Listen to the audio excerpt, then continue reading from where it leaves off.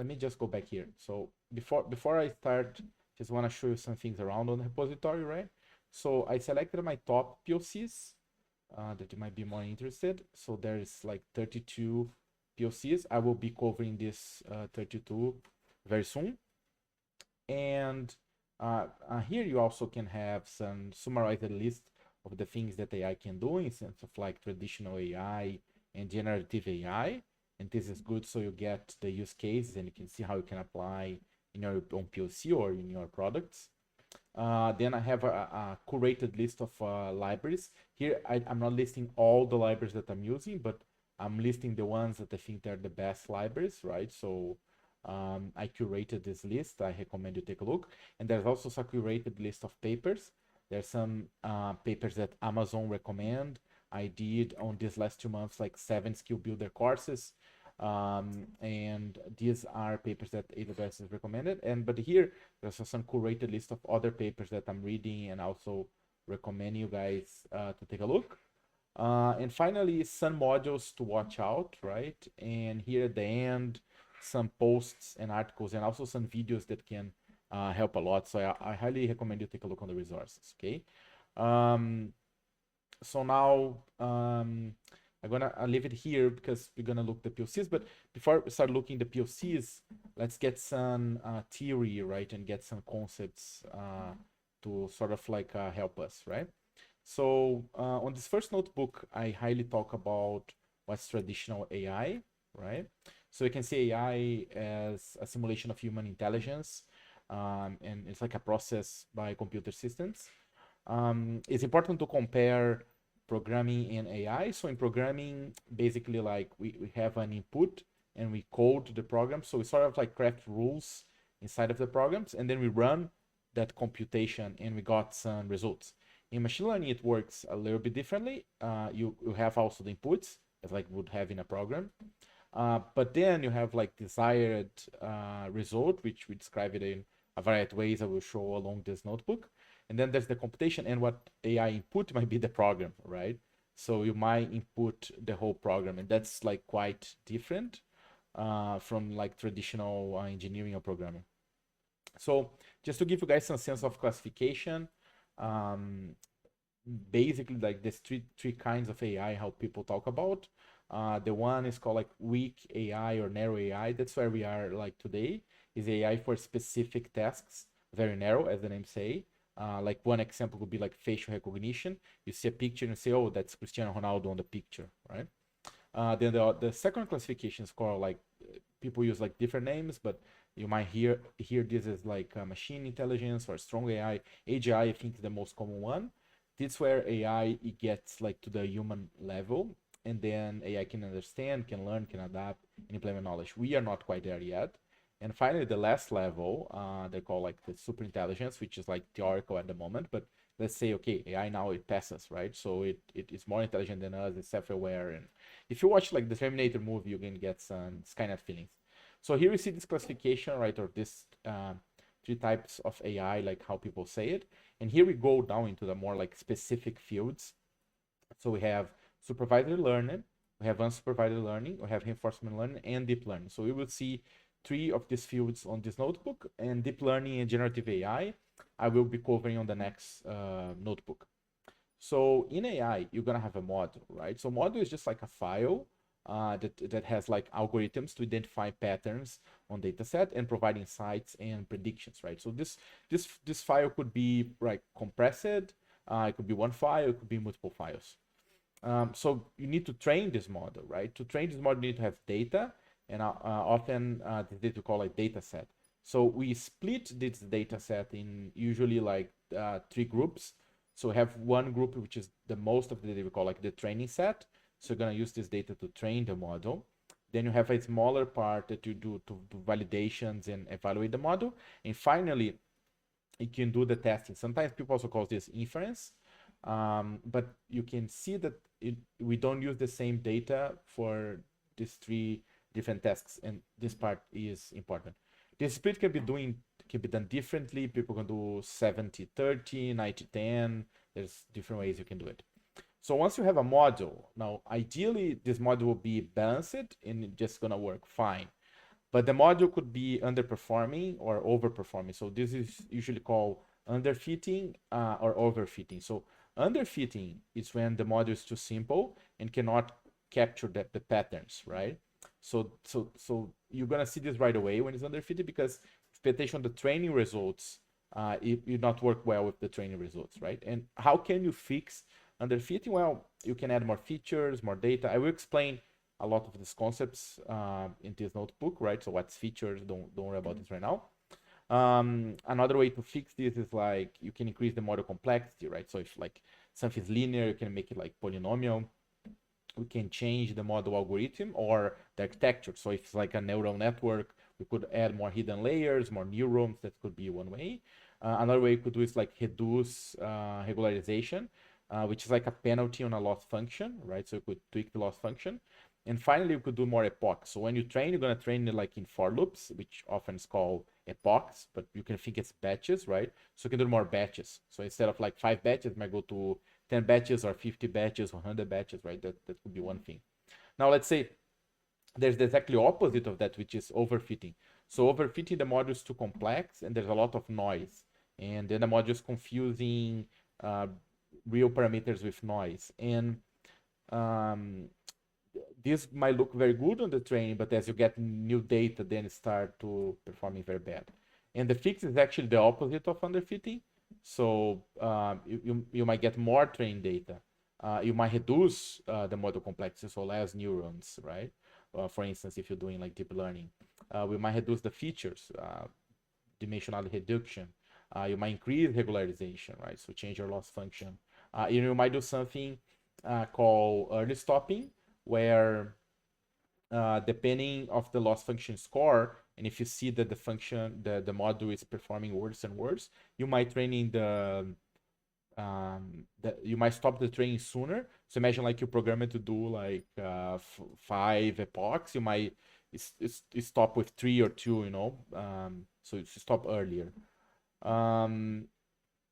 Now, let's talk about that specific fields we were talking here in the classification, right? We're going to start with supervised learner, and then we're going to go to unsupervised learning. So to supervised learning is all about labels. So what's labels? So labels like characteristics of the data. So here we have like pictures of cats and dogs, and then a label could be just saying if it's a cat or dog. Another example of a label could be like the color of the animal, the weight, the breed, the year that it was born, things like that. And then unlabeled data is the same data, but it just doesn't have labels. So you might see labels as like tags or basically like text describing what the data is.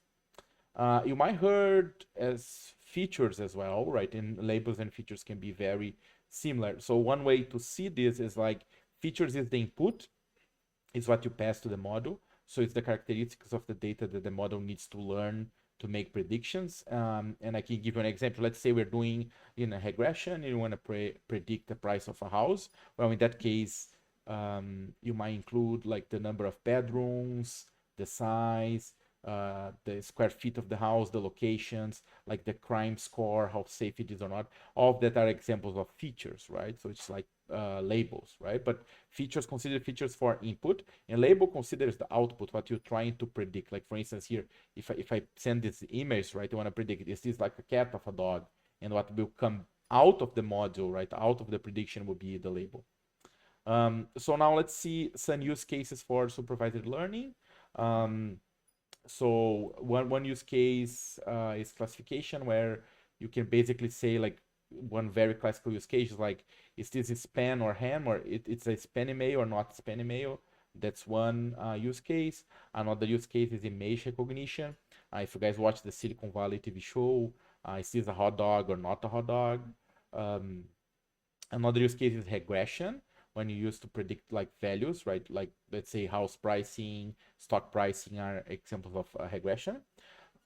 Another thing you can use is for marketing or originations, where you can predict customer churn, like if the customer going to stop using your website, or going to stop buying products, or not going to watch the next video. If you have like a streaming platform, and that's called churn or no churn. And the other kinds of predictions we can do is like credit score prediction. We can see like is your credit score good or bad, or your credit score gonna get good or worse. That's what's gonna happen, right? Um, so in supervised learning, there's these two groups, right, which is regression and classification. So think regression like if you want to predict tomorrow weather, right? So it's a specific number, let's say Fahrenheit or Celsius. And then classification is more like in grouping you into categories, right? It's like it's tomorrow like hot or cold, right? And then you might have different values for hot or cold, but you basically just want to get a label that says hot or cold, right? Now, there's different algorithms for regression and classification. Here is some of those, right? So for regressions, you can do linear regression, decision trees, handle forest, gradient boosting, SVM. For classification, you can do logistic regressions. And if you realize here, a lot of algorithms like decision trees, like handle forest, like gradient boosting, you can do both regression and classifications. Sometimes you just change a little bit or one detail on the algorithm, then it can work for these two different things. Um, but you might have things that are more like in towards regression, like linear regressions, or you might have algorithms that are more in towards classification, like supported vector machines called SVM or naive biases. Now, let's take a look on the algorithms a little bit. So linear regression, here we are using sklearn in Python. It's just more like towards statistics, right? And we can predict a value. So here, imagine that we are simulating house prices, right? So imagine that we have two features here.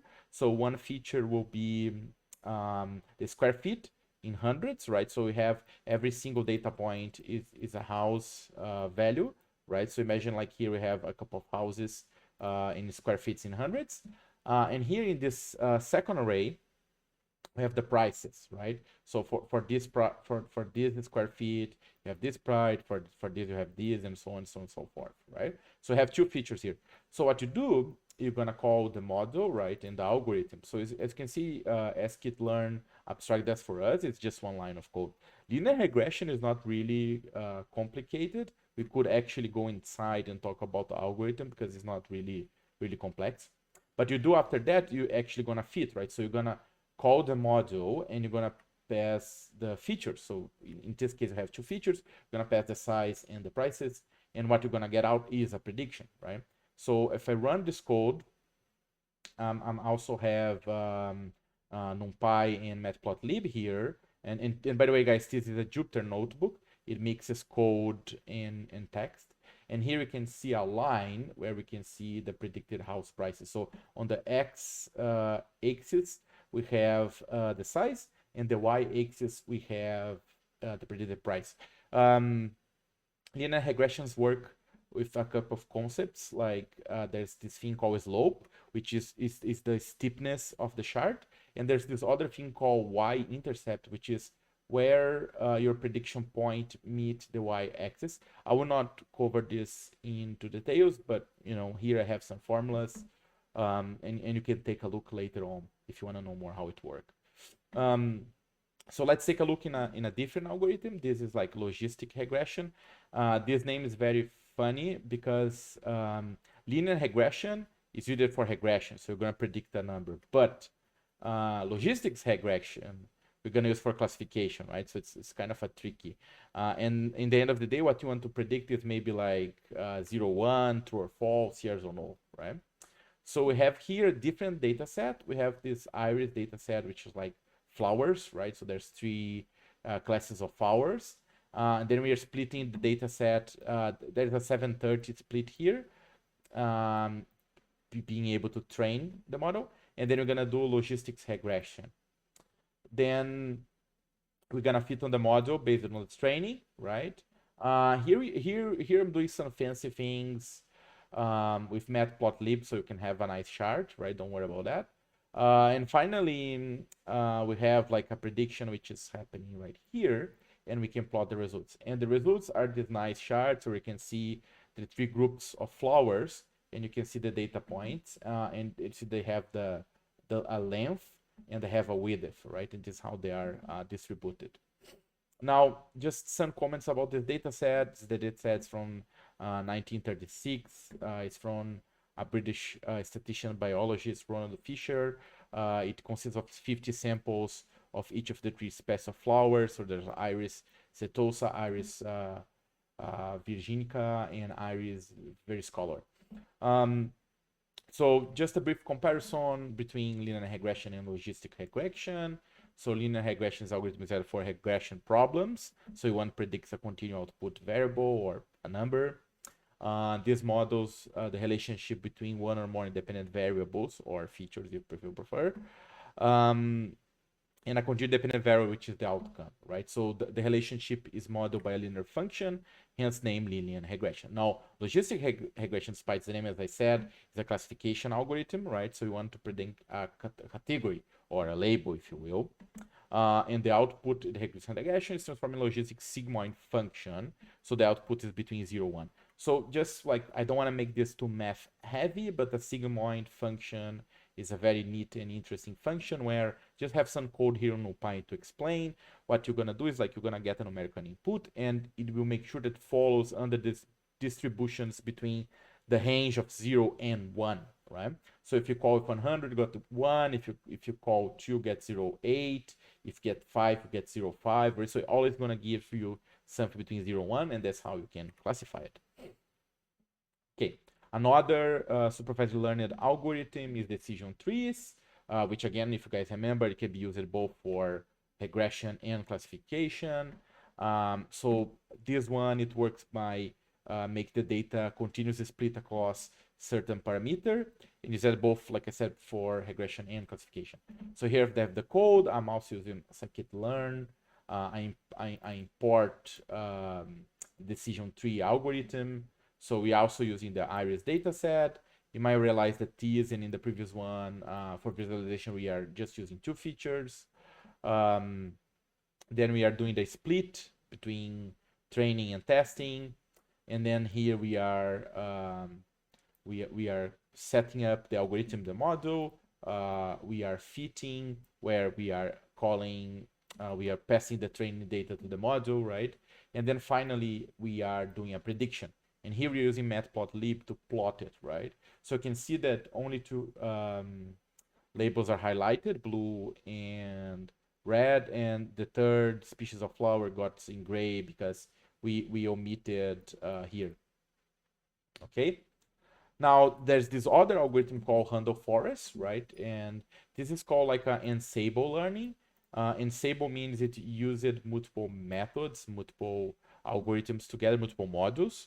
And this constructs a multitude of decisions tree. You can see decisions tree is a bunch of ifs that are hierarchical.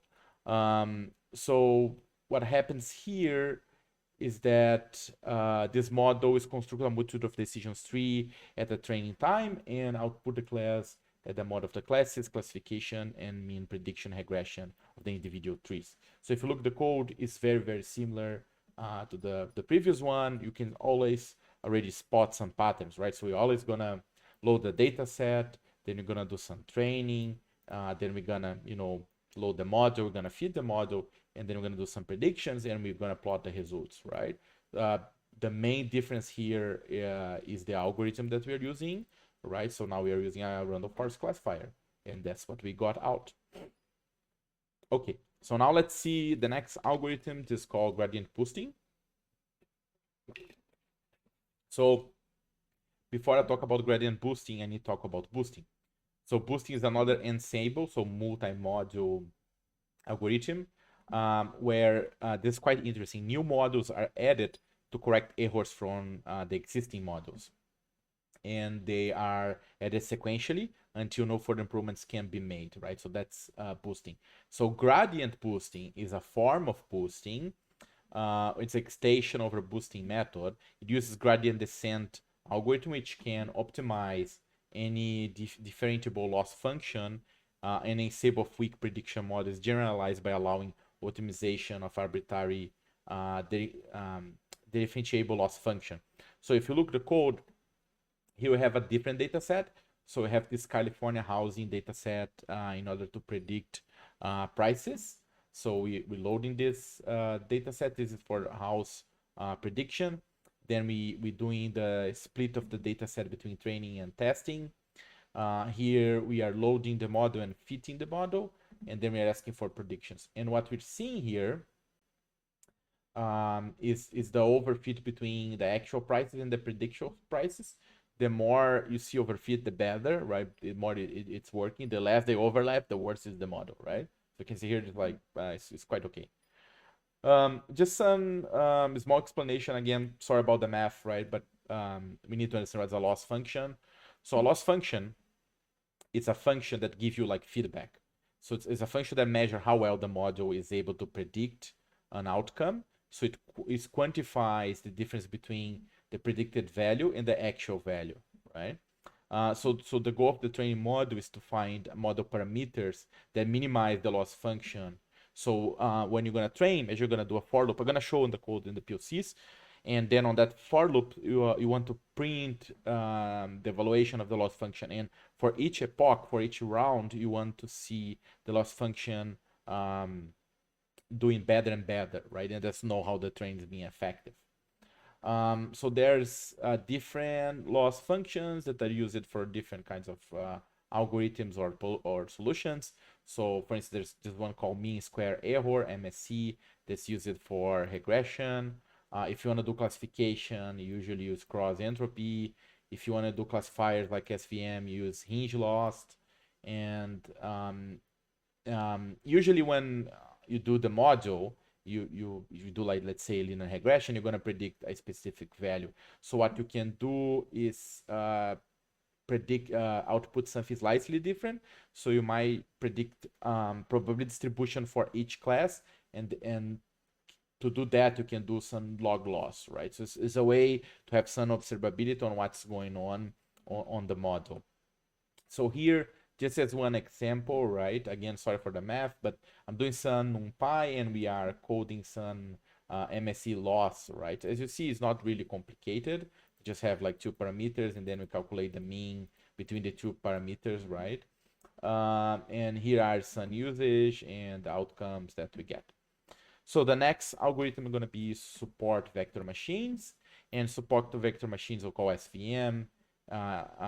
Also can be used for regression and classification, mostly classification.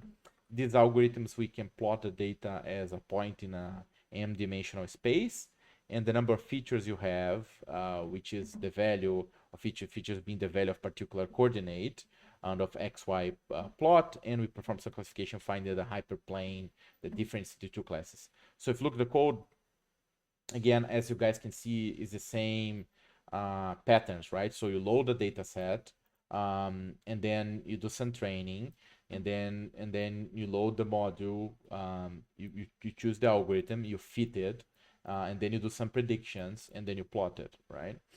Plotting is a big deal because it helps us to understand what's going on. So here's the output, and again, we're using the same iris data set.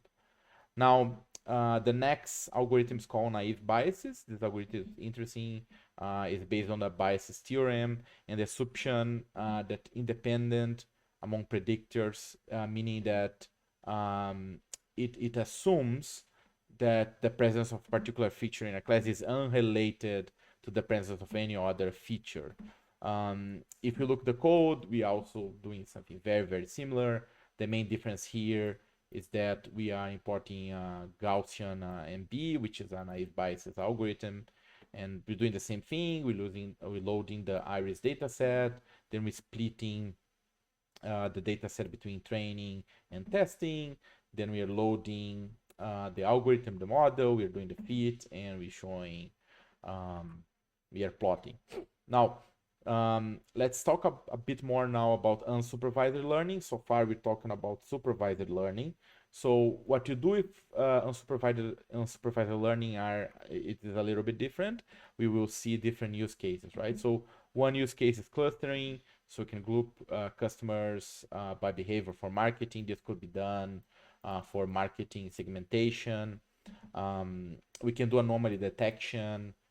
You might, find financial fraud, or might use for ops to predict incidents and things like that. We can do dimensionality reduction.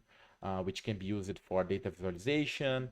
It can use to troubleshoot and debug ML algorithms to reduce noise and help with with problems like we were discussing before, like model fit, underfitting, overfitting, and it helps to improve performance, right? So this is like using ML to tune ML. We can also do feature extraction, right? So far, before we were talking about we we defining labels, right? But we can also use ML to figure out that labels.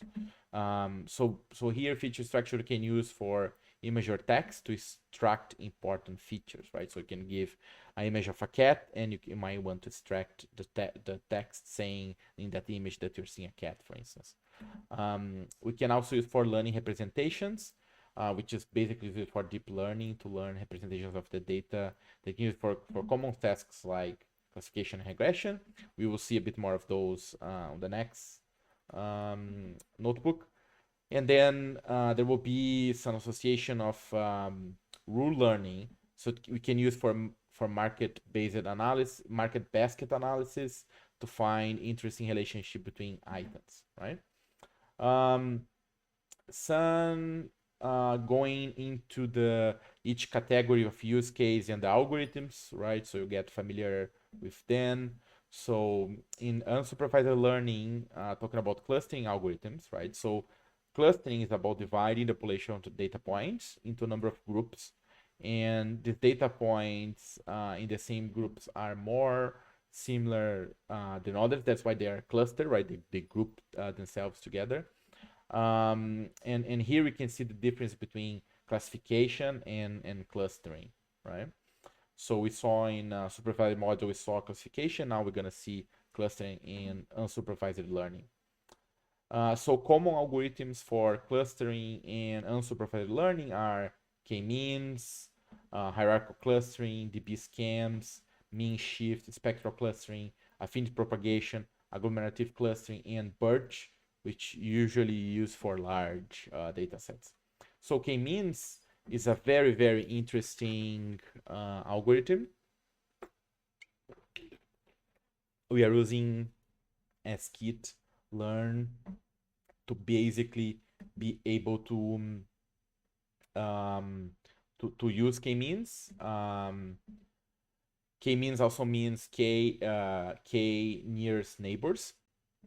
So we are using the same iris data set, and we are creating a k-means module here algorithm. K-means is an algorithm that's based on centroids. So you need to tell the algorithm how many clusters do you have. And there's a whole thing about getting this number right, which sometimes is not easy. And depending what you put here, it's gonna influence your prediction, right? Then you do a fit, then you predict, and you plot the results. So you can see here that we have like the three colors, like the three different classes of flowers. And then we see these yellow bubbles here that are the centroids, right? So k-means is interesting because it is lazy. So you might realize something different here, right? That we have the data set, but we didn't perform any training. We just passed the data set to the fit, right? And that's what's very different than everything you saw before, because k-means is lazy. So most of ML is eager.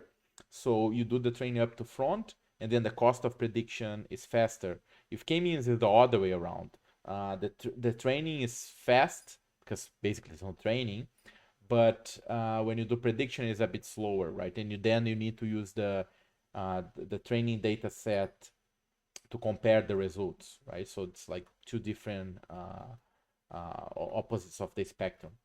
So k-means, like I was mentioned before, is sensitive to centroids. So that k on the k-means, the number of clusters, is a tricky thing to figure out. And k-means has one benefit that's very, very easy to implement.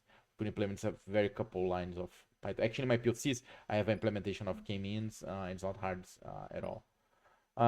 Let's continue. So the next kind of unsupervised learning is hierarchical clustering algorithm. So here is a type of unsupervised machine learning that we use to cluster unlabeled data points like k-means, cluster, hierarchical clustering, and groups together data points into similar characteristics. So there are two types of hierarchical clustering. There's agglomerative and divisive. So here, what we will do, we use a different framework called scientific called Python from scientific programming, and we will need to use a dendrogram and a linkage, right? Which we will see soon. We are still using the iris dataset, so we perform a linkage to be able to create the hierarchical clusters, and then we plot using a dendrogram, right? And what you're gonna see is something like this, right? This is important for biology point of view because, like, you have species, you can see when they join and when they split, right? And it's important for this kind of field. Here I have some extra explanation on the linkage and the endogram. I won't cover right now, but you guys can read and take a look later. So the next algorithm we're going to talk about is dbSCAMs. So dbSCAM stands for density-based spatial clustering of applications with noise. It's a popular clustering algorithm as an alternative of k-means because this one is not centroid based. So you don't need to tell the algorithm in advance how many clusters exist. It can identify clusters in arbitrary shapes. So if you look the code, we're using scikit-learn again. We import dbSCAN. We are loading the dataset. Then we loading the model, the algorithm dbSCAN. But you need to pass this parameter here, right? And then we're gonna do some fit, and then we can do predictions and plot it, right? So you can see these results are quite different than the other ones we saw it before, right? Because the dbSCAN's points that are not assigned to any cluster are considered noise, and they're assigned to a label -1. Now let's go to the next algorithm that's called mean shift. So mean shift is a clustering algorithm that assigns the data point to the clusters and inherently by shifting points towards the model. The mode can be understood highest density of data points in a feature space. So here we are importing mean shift, and we have this standard scalar. So we are loading the data set, we are getting the scalar, and we are transforming and fitting the scalar to standard. We are doing that to standardize features, zero mean and univariance. Then we're gonna do the mean shift clustering, right? So we need to pass this bandwidth parameter, and then we make predictions and we plot, and that's what we got as a chart. So mean shift, it is a centroid based algorithm. In that sense, it's similar to k-means, right? So the goal is allocate center points for each group of class, which works by updating candidates of centroids by the mean and the points with a given region. And these candidates are then filtered in a post-processing stage to eliminate near duplicates, forming to the final set of centroids, hence cluster centers. So you might saw that there's a bandwidth parameter here, and the bandwidth mean shift function is user-defined and dictates the size of region of the window we consider to which point, right? That's what the bandwidth is.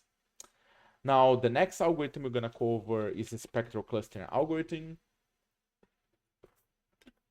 This is a technique based on Asian values of similarity matrix. It's used for clustering non-convex clusters. So we see very, very similar code. So import spectral clustering, we load the data set, and here we set up the algorithm, we pass the number of clusters, and we do the fit, then we predict, and we plot it, right? So this technique applies clustering to the data after transforming into the different space, often making complex cluster structures into a more separable, particularly useful when structuring individual clusters in a complex centroid, because clusters like k-means would not be effective. I here explain how it works, right? But you can read it. I won't cover it for now. Let's go to the next one. The next one is a finite propagation algorithm. This cluster algorithm is based on a concept of message passing between data points. It does not require a number of clusters to be determined before running the algorithm. So again, it's not centroid based.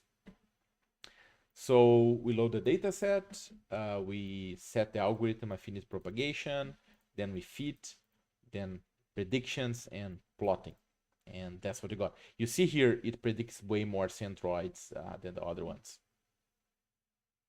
So this algorithm, affinity propagation, identifies a set of exemplars for data points, which can be thought as the most representative examples of each cluster.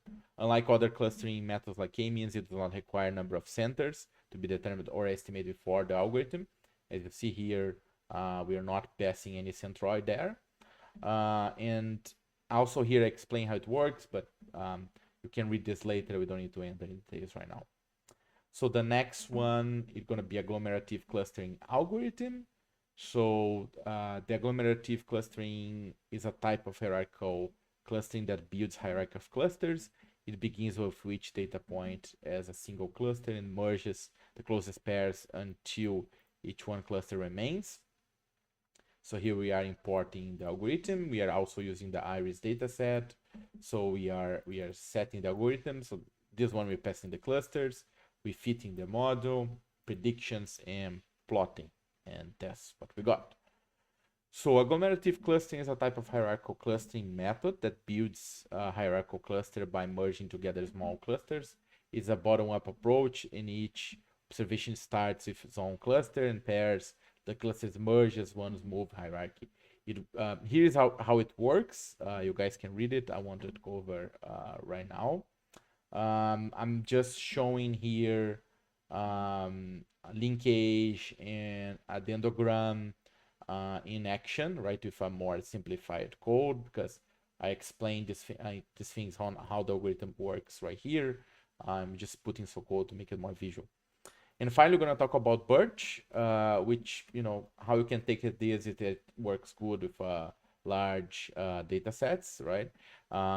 This cluster algorithms is designed to handle large data sets by incrementally and dynamically clustering incoming data points. So import Birch all as sklearn. We are loading the iris dataset. We are setting Birch here. We are passing clusters. And then we're doing predictions and we are plotting, and that's what you got. Okay? Here I have some explanation how Birch works, but again, I'm gonna pass that part. You guys can read this a bit later. Now, the next category of unsupervised learning with all these algorithms was clustering. Now, the next class of algorithms is called dimensionality reduction. And this is important because sometimes you have a lot of dimensions and you might need to reduce that, right? And here you can see some reduction, and here you can see some further reduction. There was this famous paper on 1957 by Bellman, where it was called the curse of dimensionality, which was a term introduced by Bellman that described a problem caused by the exponential increase of volume associated at extra dimensions on a Euclidean space.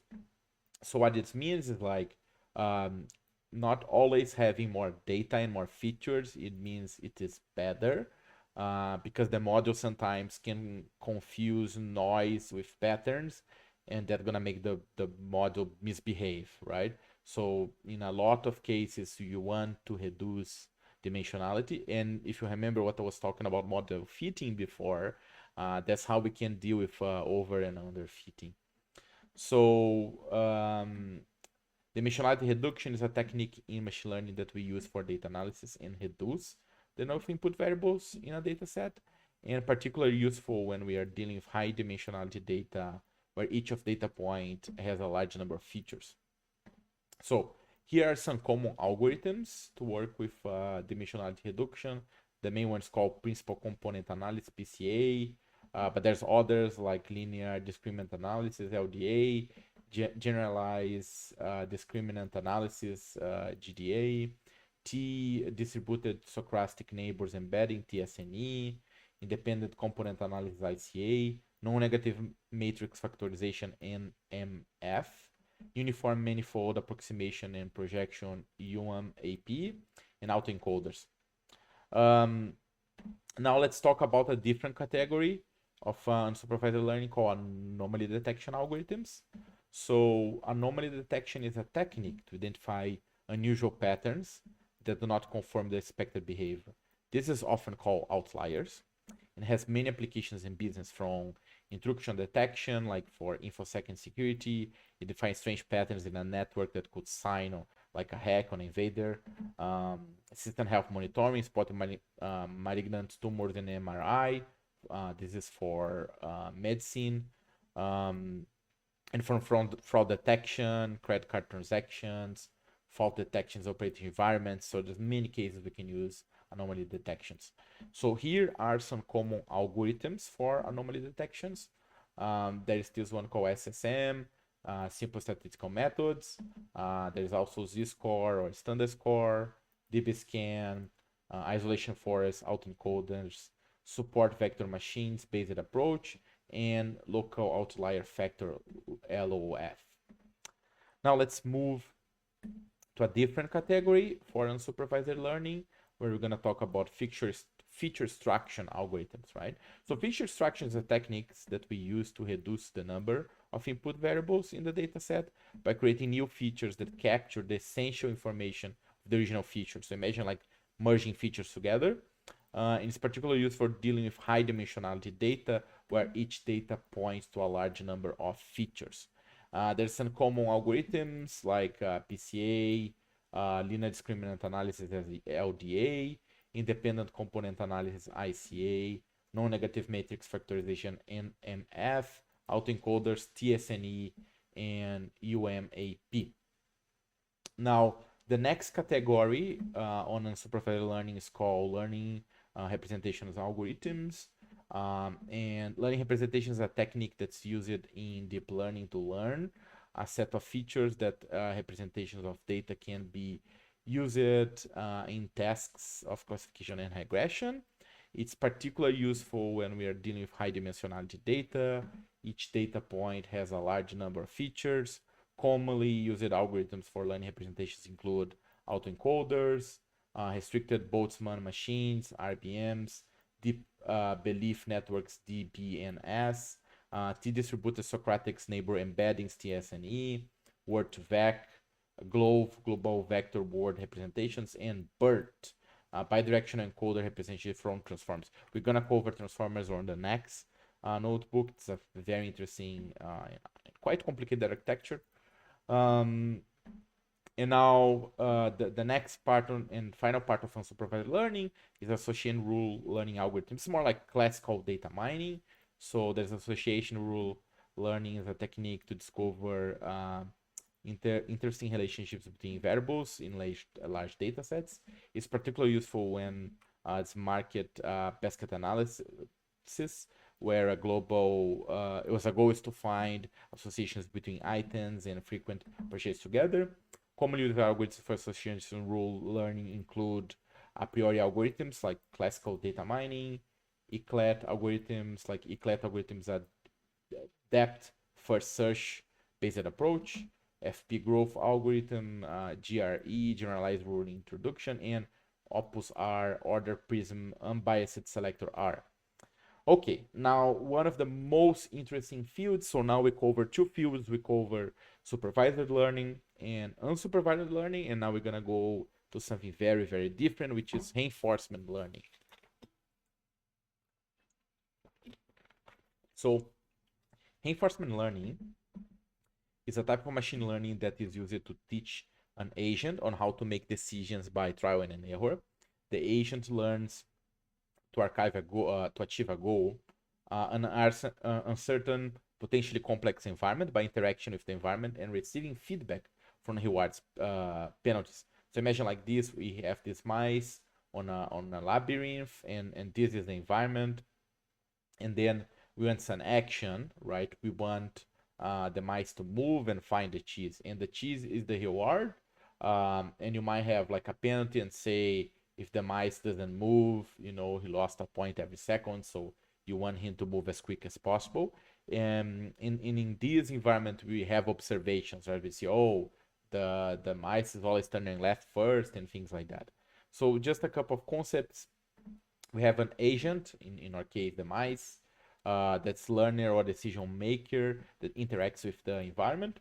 We have the environment, in this case, the labyrinth. It's external session with agents interact. We have state, which is a snapshot of the environment given any time. You're gonna do multiple loops as well on the environment. We have a decision or a move made by agent, which is an action. We have a reward function that's similar to the loss function, but give you feedback in a positive way. So it's a scalar feedback signal that indicates how well the agent is doing. We have a policy or rule that the agent might implement to guide its decision. We have a value function that estimates how good it's for the agent given some state. And finally, we have a model that's the representation of the environment the agents use to predict the next state and reward.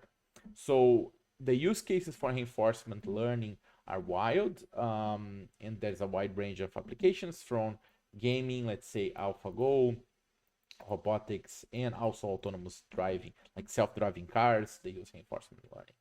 So here we're using a different library called Gymnasium or GYM. And here we are using a different model. It's called car racing. GYM is like quite cool. There's a lot of games. It also uses Pygame, and there's like sanitary games there too. It's quite interesting. Here I have a video recorder because everything is happening in memory, so you wouldn't see anything, right? We can print like observations and what the agent is doing, but it's not as cool. The coolest things we can do here is record the video. And then you can see the video what's basically going on, right?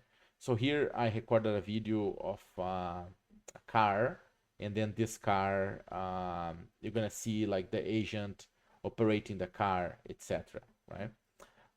Here you won't be able to see. I think there's a limitation on GitHub.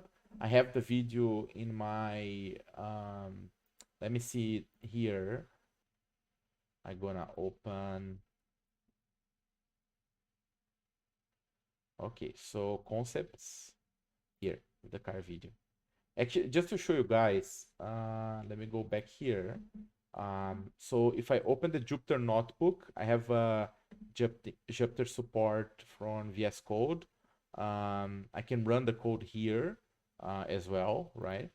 But here it renders the video. Some limitation on GitHub, it doesn't render there, but here it renders. We can actually see from the notebook. There you go. So just gonna play the video, and you're gonna see the agent.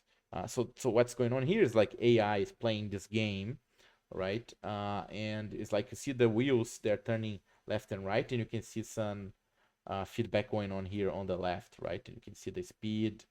You can see the AI is figuring out what to do, right? I just recorded for a short period of time, like definitely can make something much longer, right? So that's it. Let me go back here. Okay, so that's the end of the first notebook. I know this is a lot. I recommend you guys read, download the notebook and play with it. You can definitely use this as a pointer and then learn more. In the next video, I'm going to be talking about generative AI. And then I think on the third one, I'm going to do the POCs. So that's it for this video. Thanks so much, guys. Take care. Cheers.